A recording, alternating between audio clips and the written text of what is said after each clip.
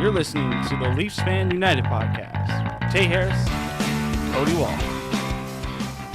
Welcome back to the Leafs Fans United podcast. I'm glad to be back another week. I'm not glad. You're not glad? No, I'm glad. I'm glad. Yeah, we just got through a very tough law class, so I'm glad to be. Well, we're back in school, actually. This is the first one where we're back in school. Yeah, back to having 3 hours of sleep a night. Yeah. Well, I mean, that's because you study. I don't. Well, that's the difference. So, what did you think? The last time we left, they were playing the Coyotes that night. Then it was 4 games. We made our predictions. You had the one back-to-back in Carolina, Washington. What did you think of the Leafs play the last 4 games where they went 2-1,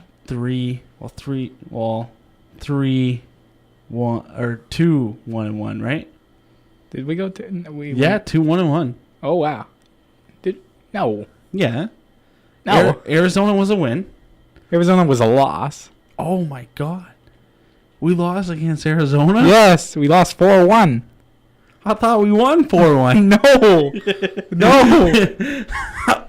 You didn't watch the game? No, I watched the game and I'm looking at it right now. I'm like, what are you talking about? Man, I gotta get my eyes checked. For some reason, you see Arizona, I'm like, yeah, we won 4-1. Just chalk it up as a win. Okay, so we were 1-2-1. Yes. That's awful. We did not play well at all. Yeah. What's going on there, buddy? What do you think? Arizona, we played. I would say the worst game we played was the one we won. Yeah, exactly. Yeah, I think the Arizona one was kind of up and.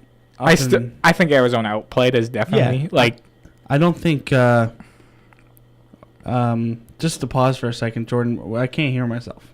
Yeah, we got quiet. You got quiet? Yeah. Yeah. Okay. Well, I can hear myself now. Yeah, I can hear me. Okay. Well, you guys were still recording and everything, so everything's good. Okay. Ready? So so Arizona. I don't even remember what I was saying. Okay, so you thought Arizona outplayed us. So what I was gonna say is I don't think Arizona is as bad as their record. I think they got a lot of good young guys, so I think they're gonna steal games. Yeah. So that was expected. Florida, that last period, yeah, it just shows you they're not putting in the effort. Yeah, exactly. All game. Exactly. Because I don't even how many times did Florida touch the puck in that third period? Mm-hmm. You know, and. Right, that was the Florida game, right? Yeah. Where they were just in the offensive end the whole time in the third period. But again, I think all but one of these games, the Washington one, we got outshot in the first period and outshot in the game. Well, that's been 4 seasons now where we can't start a period or we can't start a game. We're always chasing the game. Do you think that was an issue last year though? It's been a dragging issue. Maybe not so much last year, but definitely it's been a trend over the past 5-ish years. Even going back, definitely when Carlisle was the coach. Yeah, I remember during the Carlisle days, that was always a thing. Well, we're back there. We're getting outshot 40-25 and winning games because we're riding a high shooting percentage and a high save percentage. Yeah, but I don't think this was an issue last year. Last year the issue was I think the third period. Yeah, I think keeping the lead. I think last year we took a lot of teams by surprise too. I don't think teams expected us to be that good that fast. And I think this year they know what to expect, so they come out harder than they would last season. Yeah, but why haven't the Maple Leafs adjusted? Because like I said, third period, even some second periods there, we look like the better team at times, or when we fall behind, even throwing it back all the way to that California road trip. Oh, now we're behind, and then you see the last 10 minutes of the game, you're like, holy smokes, where did these guys come from? Why aren't they starting better, and what can we do about that issue? I don't understand why it's still continuing. Yeah, I think it comes down to our veterans. There's gonna be growing pains, obviously, with our young guys. Matthews is relatively defensively responsible. But Marner and Nylander, there's definitely growing pains in their game. So I think it comes down to, normally the rookies are covered by the veterans. Yeah. And obviously, I think Marlowe's done a relatively good job. And Kadri's been Kadri. But behind those two, who are you leaning on for those? I think Komarov's having probably his worst season since his first season in the NHL. Yeah. Like, he's not playing well in any aspect of the game right now. And then Van Riemsdyk, I know he's getting points, and I know everyone loves him, but he's not great defensively, and he's sheltered when he gets his points. And he's a great power play specialist. I'll give him that. And then Bozak, take him as what he is. He's a good third liner that could move up to the second line if you need him to. He's definitely not a first liner in the Kessel days. Yeah. Do you think like part of the high shooting percentage is where they're picking their shots? Because what I'm noticing, especially in the first period, is they're trying to make the pretty play, the pass. It's a pass first. Like there was a time when I remember in one of these games, I don't know which specific game, it was like a 2-on-1 in the first period. It was like Connor Brown and someone else going down, and he tried to do the sauce over. Yeah. We had one shot, and we haven't had a shot for 7 minutes. Just get it on net. Like sometimes, we look for the pretty play. We're looking for the pretty play, and then as the game goes on, you get a little desperate, and they start getting the shots on net. They start to come back, or for whatever. I mean, Luongo played out of his mind that game. Yeah, Luongo. So, like, does it come down to Coach Babcock there to just say, let's get some pucks on net, boys. Let's try to do something, and stop. Like, try to gain some momentum. Even if you get a few, stoppages of play in their end, get some face-offs in the offensive zone. I think it could help the team. I think that comes down to coaching. You said the veterans, but I think it's a coaching issue. Yeah, there's definitely something there with coaching. One thing I'm not sure about, which I would be interested in finding out, is I remember last year Matthews went all season with at least a shot on net every game. I don't know if Matthews has done that this season. Yeah, he still has a shot on net. Does he have it on every game? Oh, yep. So he's getting the puck on net. Yeah. And Marner shoots more, which I don't love, but like he's a pass. We're not getting into that. Yeah, it's not pass. Yeah. I wish Nylander would shoot more. Yeah, he's doing the pretty pass. But to me, like I said on that 2-on-1, that was Connor Brown. Yeah. You think of all people, Connor Brown would understand the situation, just get the puck to the net. But, I mean, it's a 2-on-1, right? So you still want to make the play, the right play. Yeah. And oftentimes, to me, if you're getting outshot that badly, let's not concentrate on the right play at that moment, the good play. Let's just get some pucks in net. Let's get some feeling like we're actually gaining some momentum, getting some offensive chances. Yeah, well, the thing with a 2-on-1 is if you mess it up, everyone notices it. Like, it's not like a regular play where it's you had a 2-on-1 and you messed it up. Yeah. Yeah. So, sorry. No, you go. I don't know what I was going to say, so you go. I was just going to say Connor Brown has been one of our more reliable players, so I figured he would just simply put it on, because that's his game. He has a very simple game, effective but simple. Yeah. Did you see my, I think I showed you my tweet with Patrick O'Sullivan? Yep. He was commenting how Connor Brown is him, Matthews, Anderson, and Connor Brown drive this team. And I just, made the joke like, oh, well, we're paying him a lot to do it, though, right? So, do you kind of believe that? Do you think Connor Brown is he underrated on this team? Are people not seeing his true value? Definitely. I've even going back to before he even played in the NHL, I said the guy he reminds me so much of game-wise is Justin Williams. And that's a guy who has a Conn Smythe who isn't normally a great regular season. Like, he's a good regular season player, but he's a great playoff player. And I think Connor Brown is going to be a similar type player where he may probably around 45, 50 points regular season, but he'll turn it up in the playoffs for you. Yeah, it's very interesting. I was talking to you earlier as well, where I think he's a first-line winger. You may not agree with that, but I just seen him when you see him with Matthews, I do think he has chemistry with everybody. It's hard to say he has chemistry with Matthews, but I definitely think he helps Matthews. Well, he's kind of, you hate using glue guy because that's kind of what you call people who play in your bottom six, but he is kind of a glue guy. He just plays higher up in your lineup. Like, you think he's a first-line player. I'm more in the realm that he's a good second-liner. But I also think that because he's such a well-rounded player, he can play on your first line and won't hurt the line at all. He may not be an optimal first line winger, but he's definitely not going to drag that line down. Yeah. So It is interesting. Like, I seen someone else say that that they think that, maybe it should be Connor Brown, Austin Matthews, and William Nylander. I mean, normally it was William Nylander on that line. Yeah. Do you think that's something that would ever happen, or? I could see it happening. Ideally, I would swap Nylander with Marner because, like I said, I wish Nylander would shoot more, and I don't think he's getting that opportunity because he's kind of has to be Matthews' setup man on that line. Yeah. I kind of wish he would be on his own line and be the goal scorer. Yeah. No, I find that interesting. I mean, with Nylander as of late, he's not playing as well. It seems like that Marner and Matthews thing is done with. Yeah.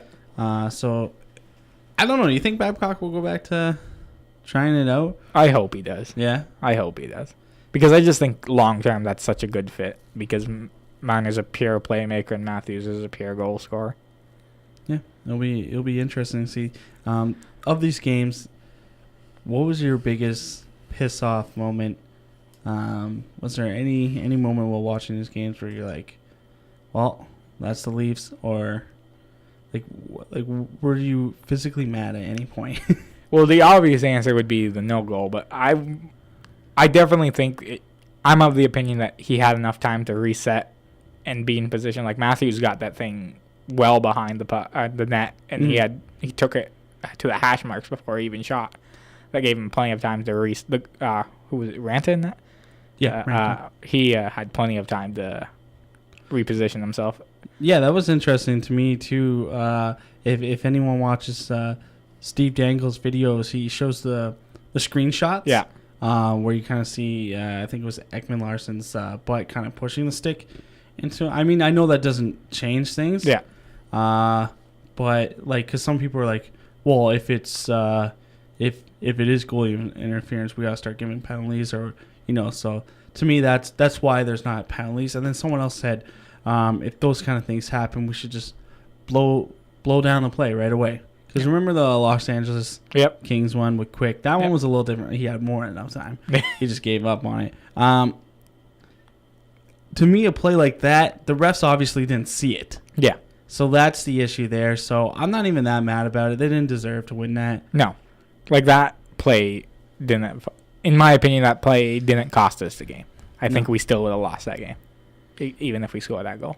Yeah, but if I could just chime in, Montreal played Buffalo, and it was a similar thing. Price got hit outside of the blue crease, and really wasn't much of a hit, and they called it no goal. So the real problem, I guess, with goaltender interference is I don't think the NHL or anyone really knows what to call interference and what not to call interference, and every time it's just a flip of the coin at maybe it is, maybe it isn't. Yeah, that is an issue, and that's producer Jordan, by the way, that didn't introduce himself before he started talking. He is a Montreal Canadiens fan, but he is willing to help us. But yeah, I think that is an issue. You can keep your mic on for a second because I think that is a conversation to have with the goalie interference. Is I do think it should be a rule from now on, especially with the quick play, especially with Carey Price, where it's obvious. So they hit him, they're out of position. We just got to blow it down. Yeah. Because if we're not going to wait, because no one knows how much time is the appropriate amount of time for the goalie to get back in position, right? Well, the way I think it should be is if he has enough time to reset and push, has one strong push, I think that should plays back alive. Yeah, but then you could just argue that if a goalie gets hit, they just won't do a push back and say, oh, they couldn't push back, right? Or maybe even do like, okay, he had 5 full seconds. But who knows what happened if you got nailed out of the net and you just got to skate all the way back, right? It's a gray area. Like it's a difficult thing to put a specific time on. Okay, there was 5 seconds between the hit and when he got back in position, so like he should have been fine because every hit's different, right? Yeah. Like if I just nudge your pad, it's really not that big. It's not going to take that long, but they can still call it. So I just don't think the league has a official ruling on what it is and how to deal with it. That's what I'm saying. It's definitely gonna have to be a discussion point for the general managers meetings, and they're gonna have to figure it out because we've seen it more and more. the game's so fast, right? So, Yeah. and a lot of the people were saying with the Ranta thing is he was pushed in his net. So sure, he was set up, but he had to come out on the play. Yeah. Like he had to push a little more. So maybe that offset him. And I don't know about the price thing. So I mean, it wasn't that. It was just like a nudge to the side, and like Yeah. you could tell it kind of threw him off, but how hard it actually threw him off, you don't know. And plus, Yeah. he was outside of the blue crease, right? And so, was he interfered with, or was he committing the interference? Is another question that's being asked.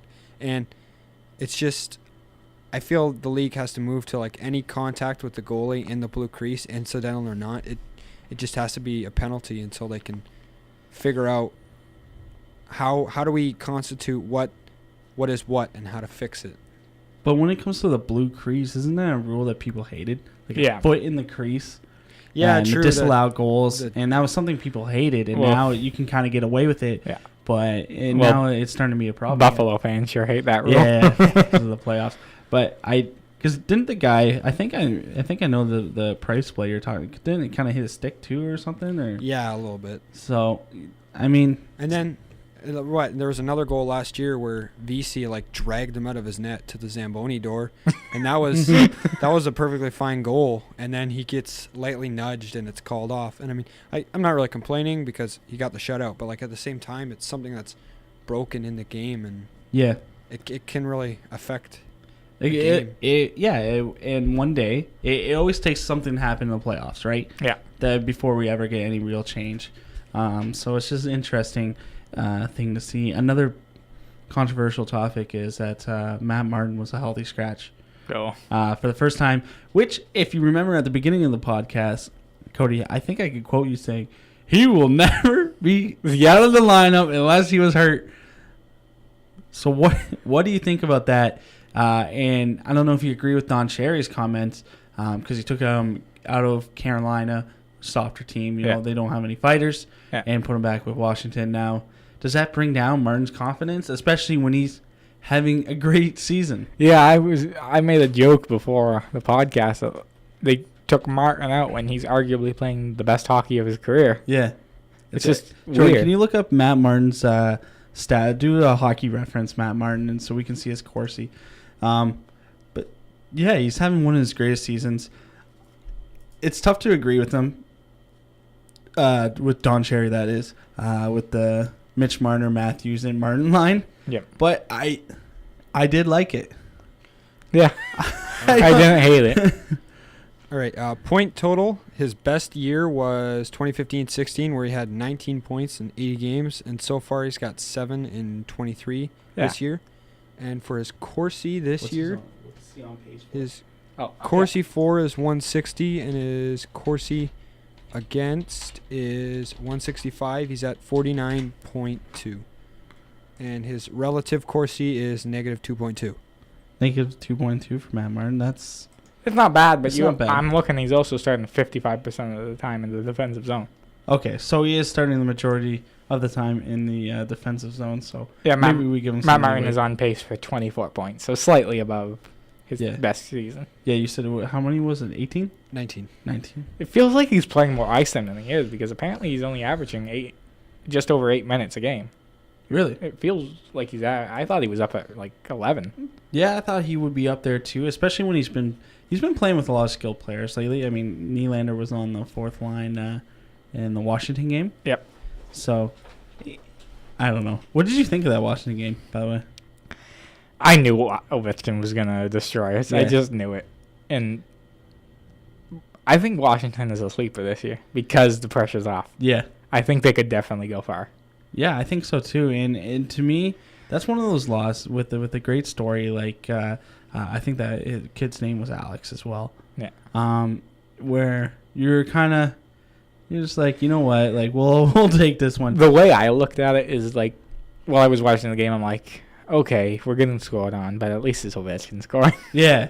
No. Like I genuinely like Ovechkin. I think he gets way too much hate because of the team that was built around him. Not, like obviously he has Backstrom, but it's not his fault. The Washington Capitals haven't won a Stanley Cup. No, it's definitely not his fault. And he's having a great year this year. Definitely a comeback year. Yep. So It's weird to see that when he scores 30 odd goals and it's a comeback season. Yeah, well, you know, it's his standards. Because you do expect 50 from him. Yeah, I wouldn't expect anything less. it's just so weird that when you see that Yeah. he's on a comeback season. He scored 30 goals last year. I don't care. Okay, and scoring's definitely up. How did you think McElhaney looked that game? That's what I was really asking about the game. Oh, McElhaney? Because that's really the only thing you can talk about. When you take a look at it, was Yeah. kind of a boring game. It was. Besides Ovechkin's hat trick. Yeah. And one was an empty netter, so. Yeah, like they had that, like I said, that story with that kid, and Yeah. that's what made the night. The highlight of the night for sure.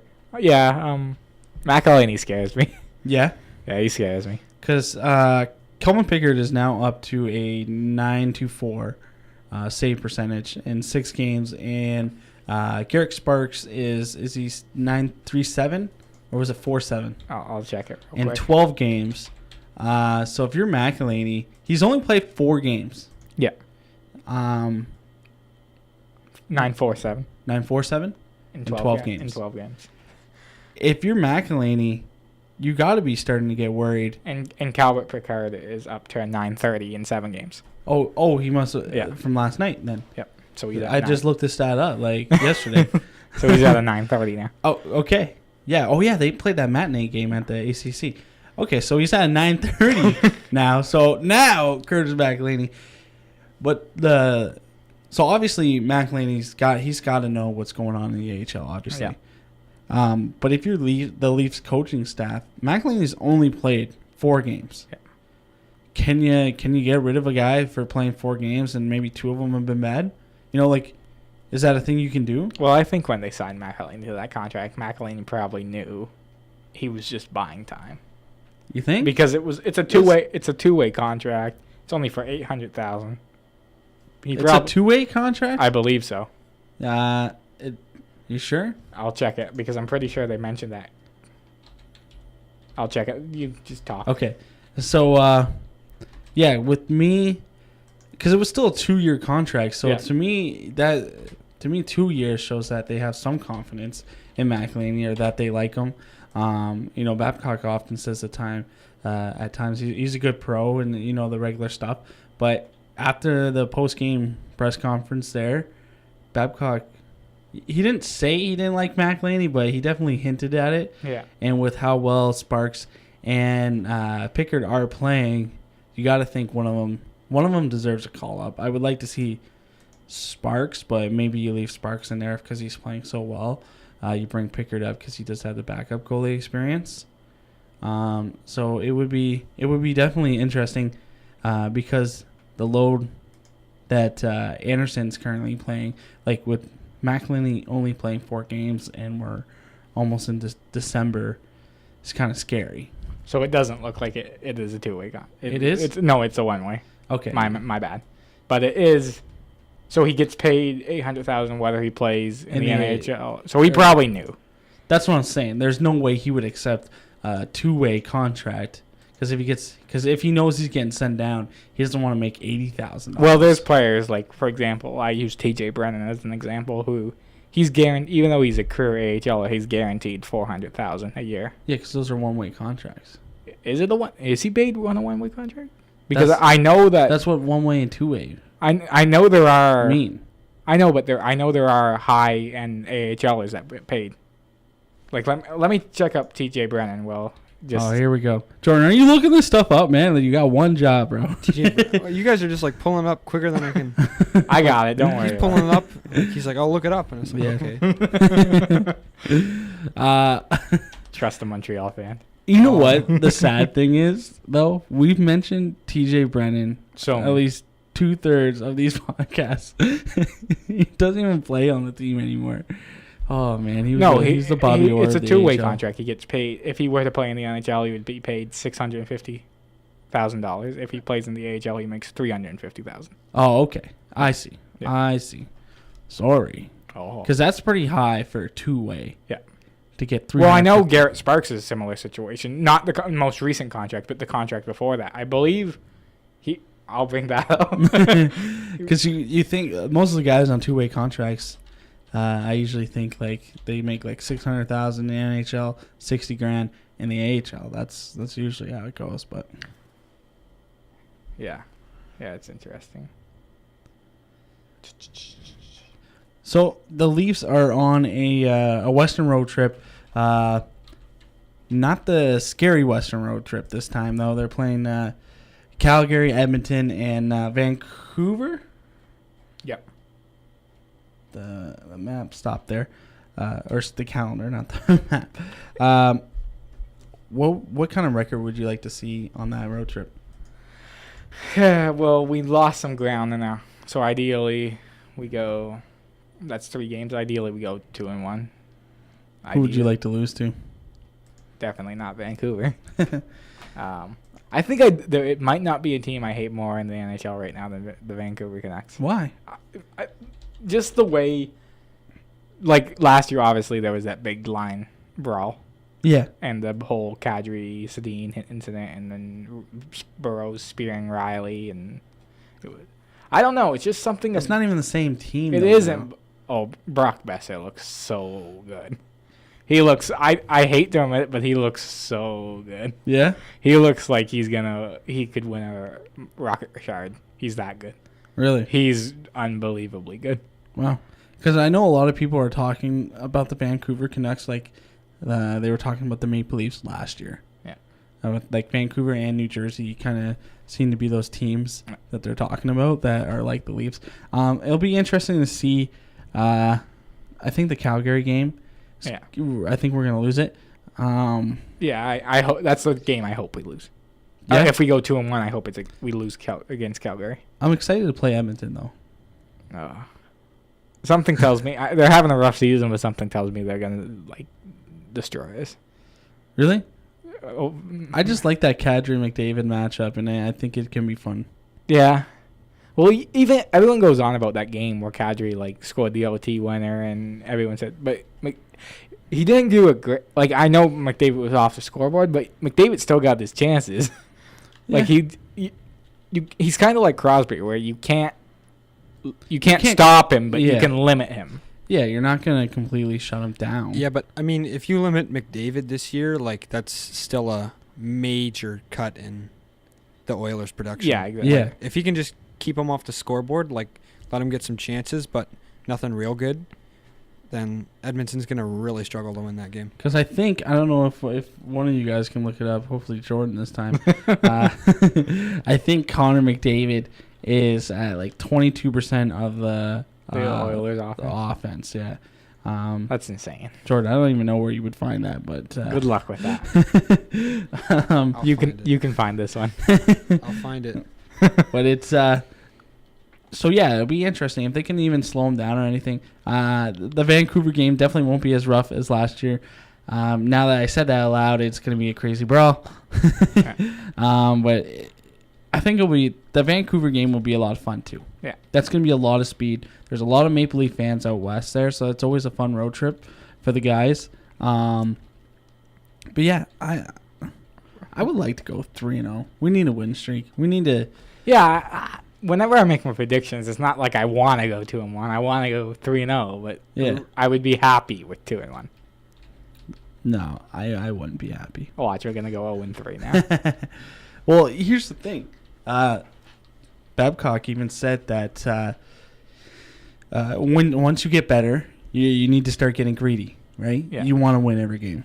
Yeah. Sure, you're not going to win every game, but you want to win every game. And as a Leafs fan, we're in a different position. We're not used to this position, right? We want to win every game. We both know this team can play way better. Yeah. Like I said, you'd look at that third period in Florida. It looked like a different team out there. Florida couldn't get the puck out of their own end. Yeah. And even against Arizona a couple times, the Leafs were in the offensive end making changes, continuing the cycle, still getting chances. Yeah. I mean, mind you, they didn't have a shot for 7 minutes before that, but this team is just so up and down. It's so confusing. I don't understand it, but they can play so much better. Yeah. And I don't know what it is to make them start. Yeah. Yeah. That's all you had to say was yeah? Yeah, well, We say the same things over and over. It's just structure. I get like it should come with time. Hopefully, Yeah. as the players get older. What do you do, Levo or Sosh? Who's going in the lineup next? I like Sosh more. You do? I do, just because I think Sosh. Does he look good in these games though? That he's played? He's looked okay. He's not getting a ton of ice time, so there's not much he can do. Josh Levo scored though. He did. Nice goal too. That's pretty nice. Yeah, Levo just reminds me so much of a tweener. Do you like when Dominic Moore sits out and they move Marlowe and everyone? Do you like that? I like I know he looks good at center. I like him more on the wing. I like him. I like him with the Kadri. Kadri's got to have somebody. When they do that, they put Levo or Sosh, Yeah. and Kadri and What Komarov. That's your fourth line now. Yeah. And I don't like that. No, Kadri does. Put Marner with Kadri. If you're not gonna put Marner with Matthews, put Marner with Kadri. Yeah. Give him someone. Like, it doesn't make sense that he puts Marner and Marlowe together so often on 4-on-4 or 3-on-3 situations. Yeah. And yet they don't play on a line together. Or yeah, why doesn't even put Van Reems? Give someone to get, because Kadri's still what is he? Tied for second among or maybe he is second among our team in scoring. And scoring. I think he's still second. I mean, Matthews has played less game, but Yeah. I think Kadri's at a point per game right now. Yeah, Kadri has 21 points in 25 games. Oh, okay. So- I wasn't even close then. That's pretty. I think he's on a 9. Is he still on this point streak? I'm not sure. He's only getting just over 16 minutes of ice time a game, and you look at his line mates, and you wonder, when is that going to slow down? What do you mean? His shooting percentage-wise. He's shooting 20%. He's shooting at 20%? Yeah. Yeah, but that's Kadri. He shoots at 20%. Connor Brown is shooting at 27% right now. Yeah? That sniper. He's looking good, though. Well, this is why I say Kadri's going to come down because he's shooting at 19%, but Mitch Marner is shooting at 4%, and Nylander is shooting at 6%. Nice. So those are going up, and Kadri is coming down. So ideally, when Kadri starts to come down, Marner and Nylander go up. Yeah. Because I still think Marner could hit 20 this year. I think Nylander could still hit 30. Well, how many goals does Nylander have right now? He has 4. 4? I still think he could hit 30. Really? I still think he could. Wow. That would be impressive. Well, what are we at? 25 games in, so that means he needs to score, 26 and, what would that be? 75. 55 games or something? 57 games. Okay. 57 games? 26 goals and 50. So basically a goal every other game. That's possible. It's definitely possible. Lots of things are possible. No, but you look at his shooting percentage. It's going to even out. He's going to get on a hot streak, back-to-back hat-tricks. These 3 games coming up, he's going to have 9. Jordan, you can tell this guy to shut up if you want. in these next 3 games, Nylander's going to have 14 goals. In the next 3 games? In the next 3 games, Nylander's going to have 14, Austin's going to have 17, and Marner's going to have 32. Like total? Sorry, or can you repeat that so I can write it down? Nylander will have 14 goals. like 14 goals as a season total over these next games? Or No. In the next 3 games, he's going to have... He's going to add 14 goals. Yes. He's going to have 2 5-goal games and a 4-goal game. I mean, he's done a 4-goal game before, so. No, he's talking Nylander, not Matthews. Nylander. No, I'm thinking Matthews here. No, Matthews is having 17. Oh, okay. That And makes Marner's sense. having 32. Oh, okay. Yeah, that makes sense. So we're gonna win. We're gonna win the next game 28-2, and we're gonna be back on track. You know what though? I could see the Leafs doing a 10 goal game With all 10 goals coming from Ron Hainsey. Ron Hainsey, yeah. He looks good, Dude, he's turning up the production Fun fact, too. Ron Hainsey has as many goals as Marner, so. Fun fact: Ron Hainsey is on for over 40 points. That's crazy. That's a great pickup. Yeah. He has to slow down. Although he's playing with arguably the most skilled players he's ever played with. So maybe he's just feeding them and he just go. Yeah. Take the puck and go. Yeah, And I'm he gets no. If he has he's not gonna have it. But even if he has a 30-point season with no power play time, that's insane. Yeah, that's really impressive. for especially at his age. You The know other who, thing- you know who could really use Ron Hainsey? Who? Montreal. Too bad they didn't draft him. Listen,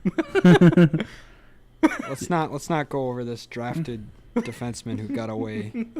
Oh, we know all about the draft picks that got away, don't we? Yeah, Tuukka Rask. Scott Niedermeyer was a defenseman that got away for us. Oh, can you imagine? Can you imagine? No, I can't imagine. Imagine Scott Niedermeyer as our number one defenseman, and then Matt Sundin up the middle. Ugh. I can't imagine. What draft? That was 94? 94. And what was Sundin? Sundin was 98 or 99? No, you mean 88. 89. Oh yeah, 88. Sorry. I'm like, Yeah, Sundin would still be in the NHL probably if he was 90. Yeah, 88. no, I don't know. Sundin was 89, so yeah.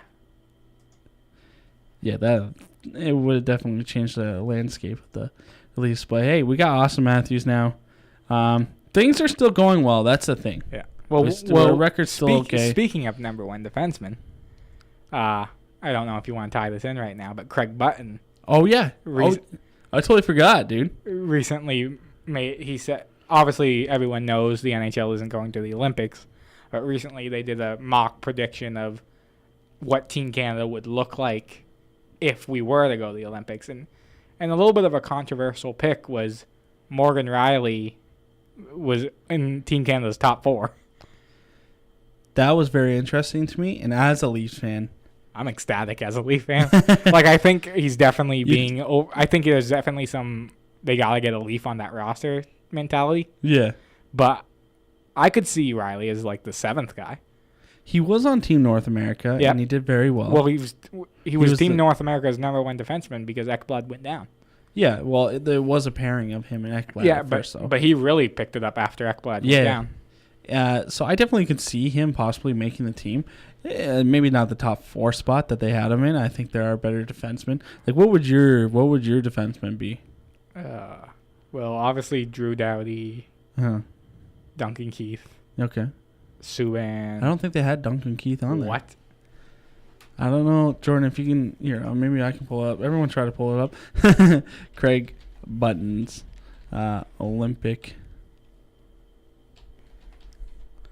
roster prediction. That's it. This is great. Yeah, we're so professional, and it's hard not to be professional. Yeah. Okay. You're gonna do a video though. That's the thing. Just look into my eyes as we. I don't think I can pull up an image of it. It just shows me pictures of Craig Button. Well, he's a good-looking dude. Nah, I can't. Maybe Jordan can pull it up. Yeah. But What am I looking at? I think I might be in an older article here. Oh, I'm looking at World Junior. What the? Well, the only one I got so far was a audio clip.